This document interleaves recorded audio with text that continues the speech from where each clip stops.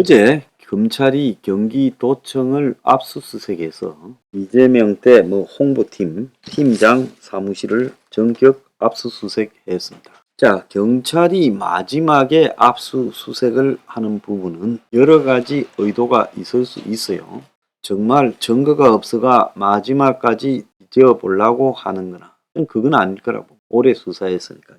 아니면 이미 증거 자료를 확보해놓고 형식적으로 그 사무실을 뒤져서 이제 지금 확보해놓은 증거 자료에 대한 어떤 이 완결성을 갖추는 일종의 모양새, 척하려고 그러는 걸 수도 있어요.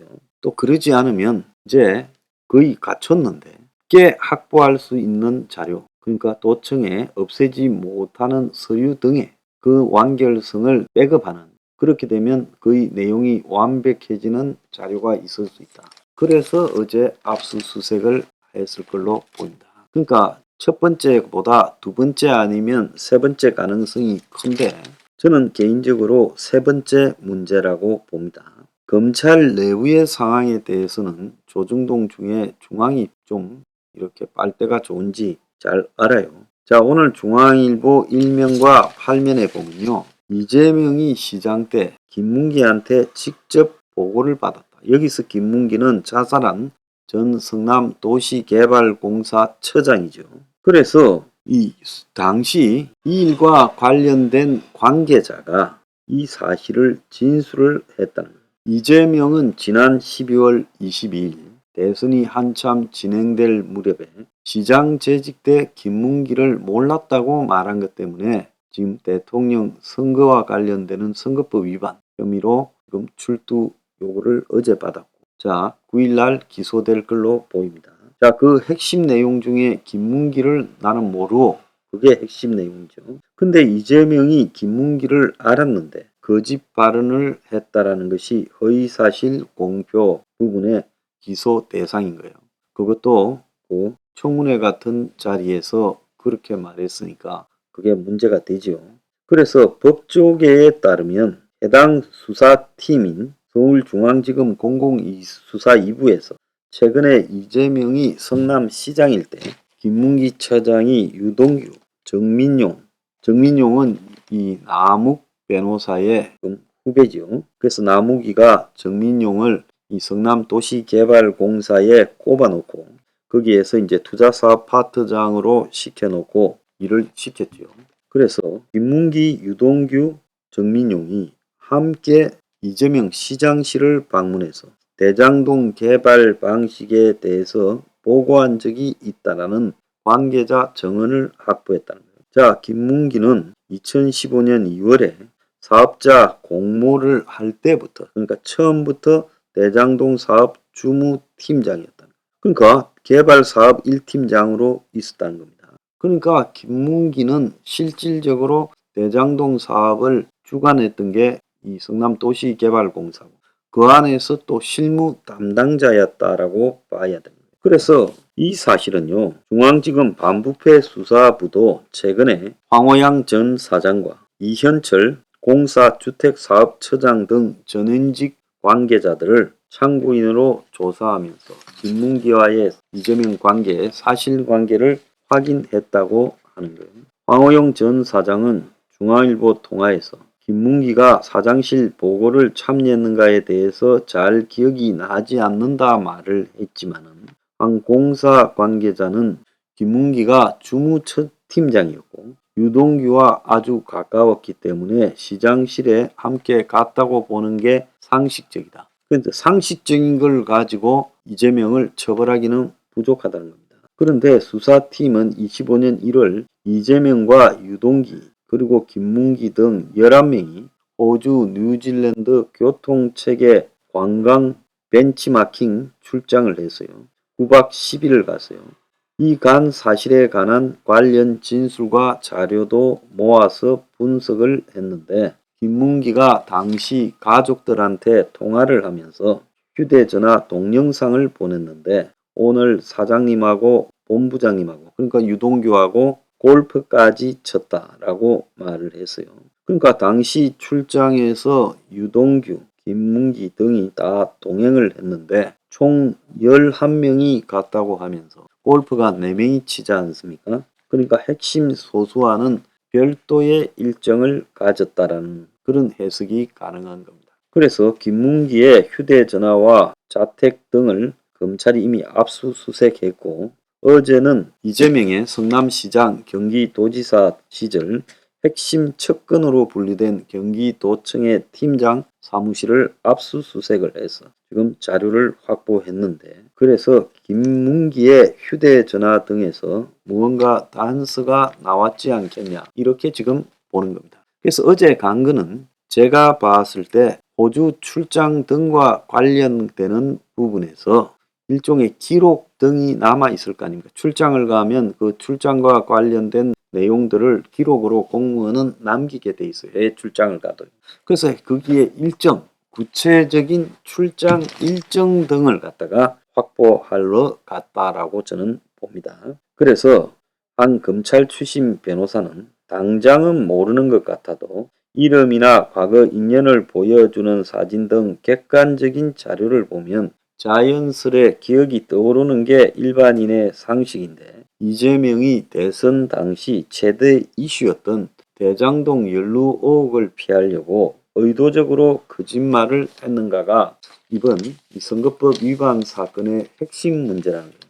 자, 이재명은 출석을 거부하고 서면 답변서를 제출했죠. 이재명이 출석했을 때 검찰이 들이미는 자료에 대해서 변명하기가 곤란한 문제가 있었을 거라고 봅니다. 그래서 산하 직원이 4,000명이 넘고 하루에도 수백 명의 직원을 접촉해서 산하기관 실무팀장 하나 정도를 일일이 이재명이가 기억하기 어렵다고 서면 답변했다 그래요.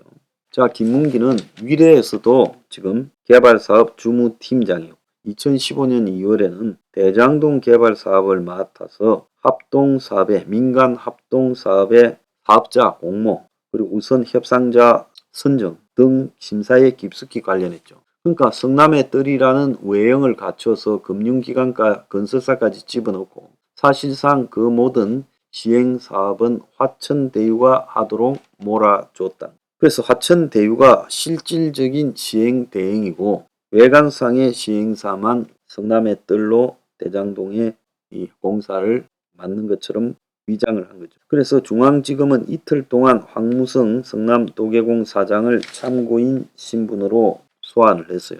이 황무성은 앞서 이야기했던 황호 양과는 또 다른 별개의 인물이죠. 자, 법조계에 따르면 이 자살한 사람이 도계공이 하나 더 있잖아요. 유한기 또 개발사업본부장이 지난 12월에 자살을 했는데 황 전 사장에게 이 이유에 대해서 추궁했고 황 전 사장은 이재명 등에 대해서 별로 좋게 생각하지 않는 사람이죠. 밀려났다고 생각하는 사람 아닙니까?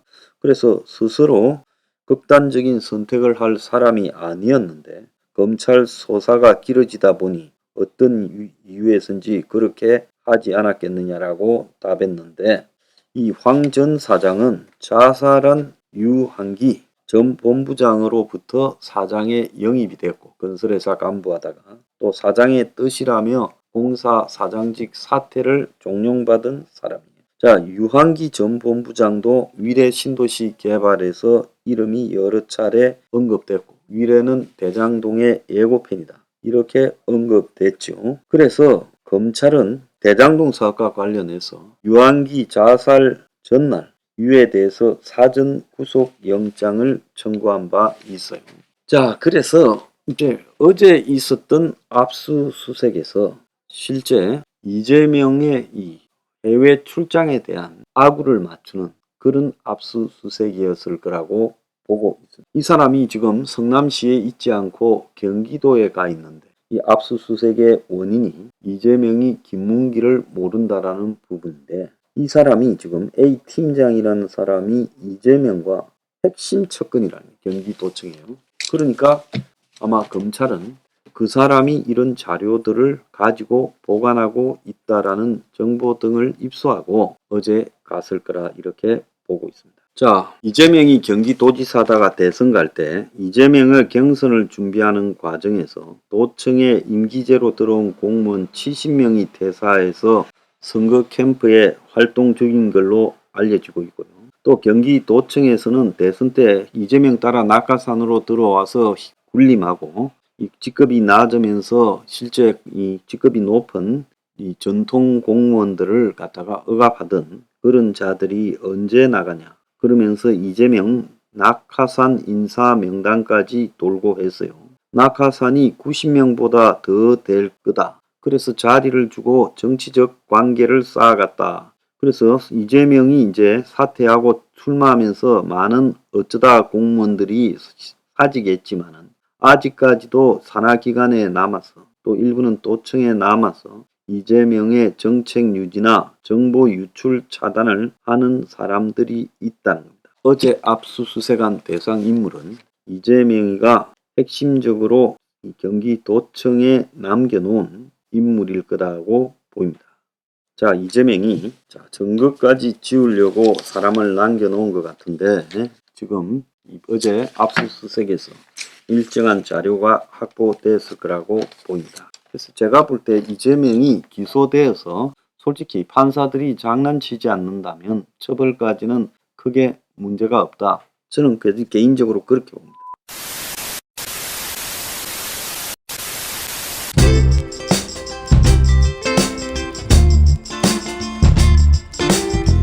안녕히 계세요, 여러분.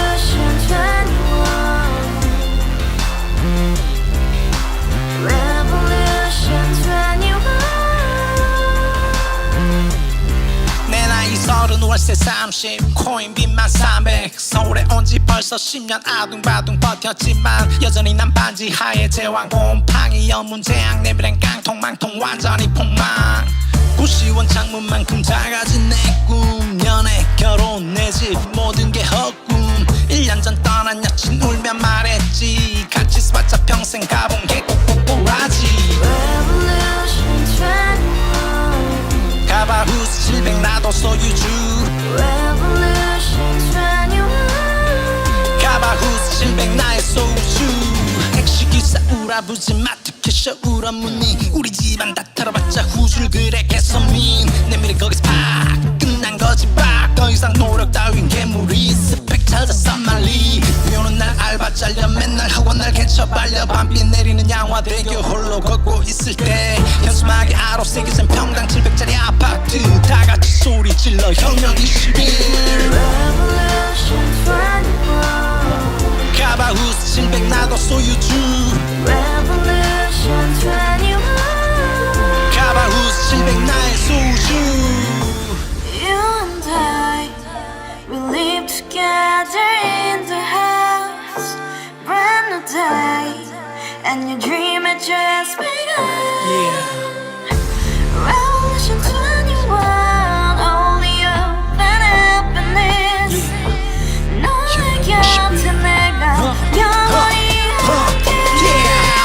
지금까지 정치인들 입만 열면 찝찝찝 개소리 멍멍멍 쳤다 하면 뻥 잘난 부모 만나 잘난 학교 나오면 뭐 하나 우동살이 꽉 찬 대가리 깡통 소리 텅텅 저 푸른 초원 위에 그림 같은 집을 짓고 평상사천 팔면 뭐해 평생 살 수 없는 집 내 미래 내 꿈 희망 퀵 살아나는 집 우리의 미래 혁명 21 Revolution 21.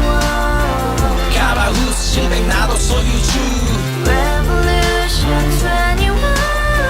가바후스 700 나의 소주 Revolution 21. 가바후스 700 너도 소유주 Revolution